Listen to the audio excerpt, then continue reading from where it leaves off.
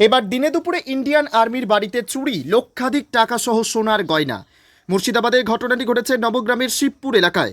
জানা যায় বাড়িতে কেউ ছিল না, সবাই বিয়ে বাড়িতে গিয়েছিল। সেই সময় হঠাৎ বাড়িতে কে বা কারা ঢুকে আলমারি ভেঙে লক্ষাধিক টাকা এবং 9 ভরি সোনার গয়না চুরি করে নিয়ে যায়। মতিউর রহমান নামের ওই ইন্ডিয়ান আর্মি জানান, দিনে দুপুরে তার বাড়িতে এরকম ডাকাতি অবিশ্বাস্য।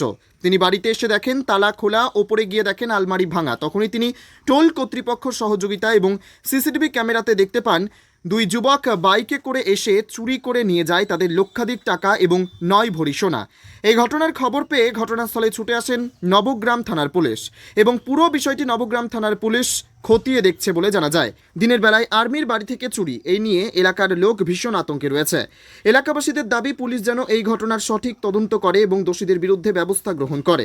এই ঘটনায় ব্যাপক চাঞ্চল্যের সৃষ্টি হয় এলাকায়। হিসাবে আপনারা কি ভাবছেন? আমার তো ভাবতেই পারছি না যে নবগ্রাম থানা এলাকায় এরকম একটা আর্মির বাড়িতে চুরি হচ্ছে দিনের বেলায়। 2:30 থেকে 4টের মধ্যে চুরি, বাড়িতে কেউ ছিল না। ভাবতেই পারছি না, আমার তো ভয়ে, মানে একদম ভয়ে আছি। সব পাশের সব বাড়িগুলো আরও সব আশেপাশে আছে, যে এরকম দিনের বেলায় চুরি আমরা ভাবতে পারছি না। তবে আমাদের প্রশাসন একটু সতর্ক হওয়া উচিত যেন এগুলো না হয়। আর যেন চোর ধরা পড়ে, আমরা সে আর চিন্তায় আছি কবে ধরা পড়বে। আপনার নাম? আমার নাম মোহাম্মদ হেদায়তুল্লাহ শেখ। ঠিক আছে।